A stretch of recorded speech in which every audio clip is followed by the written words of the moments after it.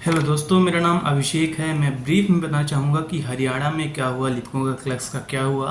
देखिएगा, 16 तारीख को डिसीजन लिया गया कि जो क्लर्कों की हड़ताल है, आंदोलन है, उसे स्थगित कर दिया जाएगा 3 महीने के लिए। दरअसल हुआ ये कि कल माननीय सीएम ऑफ हरियाणा से क्लर्क एसोसिएशन की मीटिंग हुई। इसमें बातें सामने आई कि क्या 21,700 बेसिक पे आपको तत्काल दिया जाए या बैक डेट्स भी बात हुई। तो जो क्लर्क एसोसिएशन है उन्होंने सीधे तौर पे इसे नकार दिया। बोला कि हमारा जो कार्य प्रकृति है, जो क्वालिफिकेशन है, ये सभी काफ़ी बढ़ी है और हमें आज बेसिकली एटलीस्ट 35,400, मतलब अगर आप एमपी गवर्नमेंट के हिसाब से देखें तो 3600 लगभग ग्रेड पे चाहिए ही चाहिए।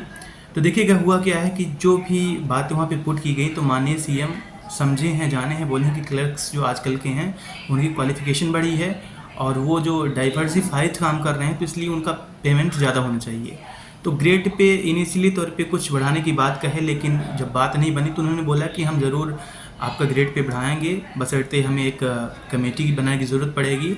और ये रिटायर्ड जो आईएएस ऑफिसर्स हैं, साथ में आपके जो क्लरिकल एसोसिएशंस के हैं, ऐसे मिला के 4-5 लोग रहेंगे और 3 महीने के अंदर ये रिपोर्ट आएगी और उसके बाद हम आपका ग्रेड पे बढ़ा देंगे जैसा भी है। तो यही है कि 3 महीने के लिए जो हरियाणा क्लर्क्स हैं उनकी जो स्ट्राइक है वो स्थगित हुई है।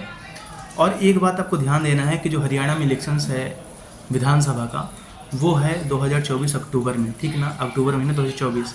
एमपी में है, मध्य प्रदेश में है, वो नवंबर स्टार्टिंग में ही है। तो मतलब 2 महीने मैक्सिमम टाइम है आचार संहिता लगने में, मान लीजिए कि 2 महीने से भी कम है।